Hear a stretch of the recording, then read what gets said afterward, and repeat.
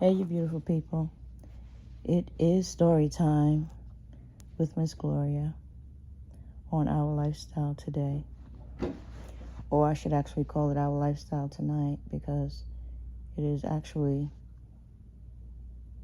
after midnight. So it's the next day again, September 16th.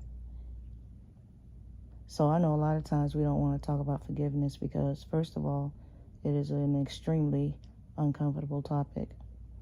And I remember I did a video about forgiveness, and someone wrote in my comments that that's not something that they do or is going to do, and they have been living their life fine. And then I believe I replied to each his own, or to each her own, because that's what I believe anyway. I don't try to talk and convince or twist other people's arms about the things that I believe or the things that I do. I'm a sharer. You can call me someone that shares. I share my life experiences that I choose to share, and I share conversation. I enjoy sharing, and I'm comfortable with it. But when I talk about forgiveness, for me, it's a lifelong journey. And so it is something, it's like a verb. It's an action. And forgiveness is definitely not for the other person. Here's what I find: when you do not forgive, it worries you. It's constantly on your mind. The situation is like carrying a backpack that's too heavy, and it just never goes away.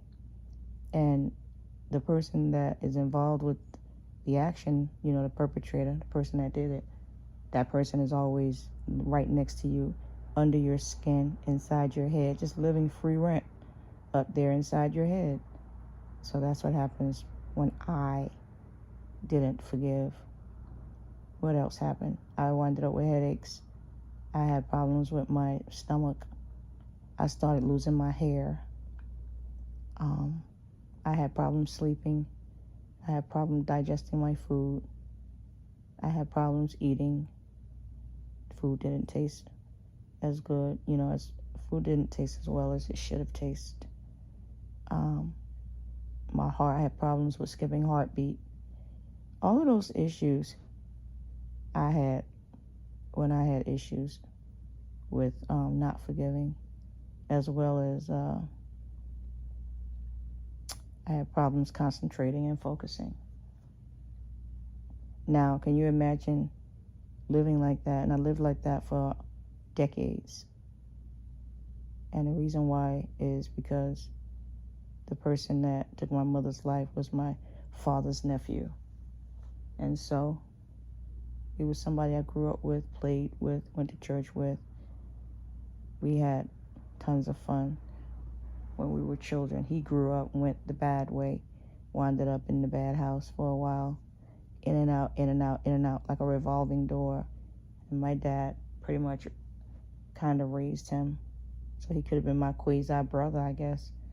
And he decided to get involved with drugs and everything else. And long story short, because it's not a really good, it's not a pleasant story that one would want to hear or talk about at night. But, on the very day that my mother was to meet my father to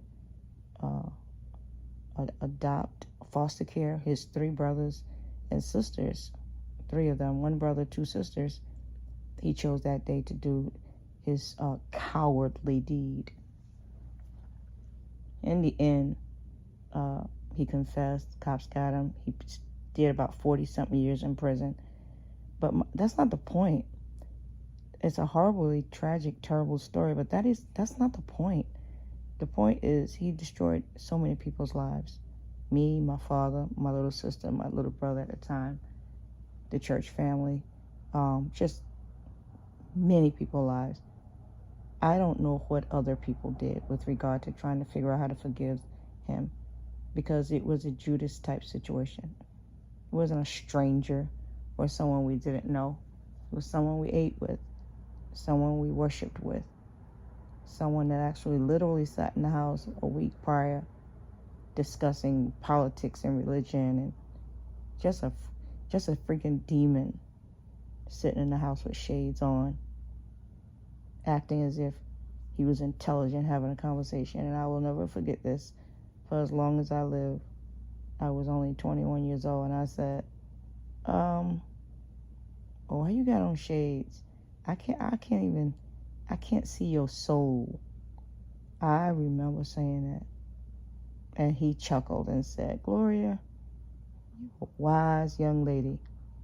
And we just changed the subject. And the reason why now I know that that guy had on old black shades in the house was because he was hiding his demon eyes.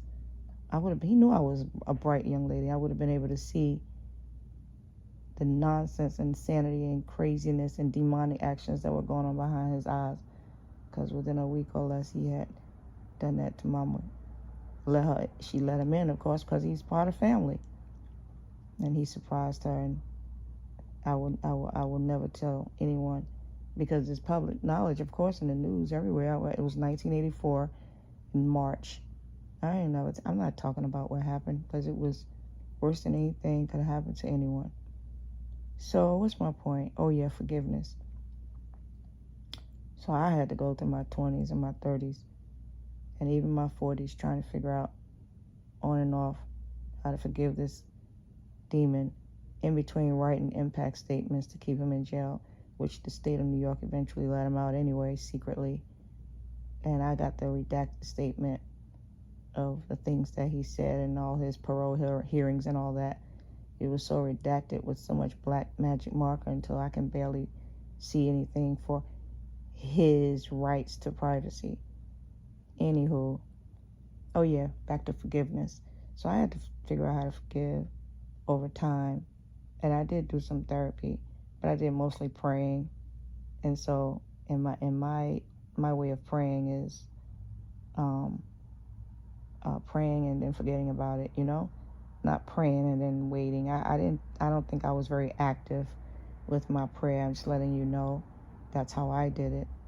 And I don't usually do praying like that. I usually pray and wait, see what God's gonna do, and pray and search for change, be in the expectation of the blessing. I didn't want to do that. It was just, I knew I had to pray to get that albatross, that load, that disgusting energy, connected energy from that demonic non-human, because you had to be not human to do something like that to a little lady. Mama wasn't but 44 years old. She had just turned 44 in January, and that happened to her in March. So, like I was saying, trying to forgive took years. It just took years and years and years. And over time, I thought about it less. I was able to remember Mama in a positive note, remember our last moments together. And that day when I came home and she let me in the house, I got good memories. I have a lot of, even though Mama was a very quiet lady, I got a lot of good memories. I was able to retrieve, and I was able to, over time, not feel as horrible against the demon that perpetrated that, to the point where I felt nothing. And I was telling the Lord, thank you for that, because I didn't know what I was going to wind up feeling, because it went from severe hatred, wishing the plagues from God on this person, I was wishing the death penalty. I was wishing all kinds of terrible things when this first happened. Wish that he, died the exact same way that, what he did to Mama. And so I went from that over a period of decades to blank, empty, non-feeling for this individual, till I'm feeling very positive that if I were to see him, I would just probably feel nothing, just emptiness and cold blankness. And in my opinion, that is going to be my form of forgiveness. the word doesn't even go with the feeling. But I tell you one thing, you can't judge. Nobody on this earth can judge because you never went through it. So you have absolutely no idea of the process of how it felt, how I now feel as a woman, and the later stages of my life. And that's my mother, who I'll never ever see again on this earth. That's my mother. It's my feelings, my opinion, my thoughts, and they're all uniquely special to me. And it's not to be discussed or debated or for me to try to justify or explain anything. I'm just sharing the form of forgiveness. So now I can sleep at night. I don't have bad dreams about that or anything. There's no weight. There's no sadness with regard to that. Just the sadness of having to go through most over 40 years without my mom. Yeah. So forgiveness is for you. Forgiveness is for me. Forgiveness is not for the person that did it. They are not involved anymore. They're the ones that did it. The karma and the consequences from what they did, that goes to them. That's their piece of spinach or piece of okra or whatever stuff that they're going to have to ingest that I don't have to ingest and I don't care for. And I'm not going to have any of that in my body, and none of that energy, none of that weight, none of those thoughts, and connecting me to the person that did it. And that's why forgiveness is so important. But you got to have the actual circumstances in your life happen with you. You don't necessarily have to be a victim and have it happen to you, but it has to be something that's personal to you in order for you to understand what forgiveness means. Like if someone, like as a woman, some other woman sleep with my husband. I don't have a husband anymore. He passed away suddenly of leukemia. But if someone was to sleep with my husband, I got to figure out how to forgive that woman of that particular thing so as not to destroy myself and my marriage and my life with hate for that particular woman. And so I kind of just could disconnect myself by looking at the person that did it as some sort of entity, not even human. You're just some sort of it. And the reason I choose that, because it just removes me from dealing with a whole lot of emotions and feelings that I choose not to deal with. And I think about the deed, exactly what you did, and pardon you for that, and know that you're just someone that is going to have to deal with the consequence of what you did, and I ain't have to. I don't even have to worry about it.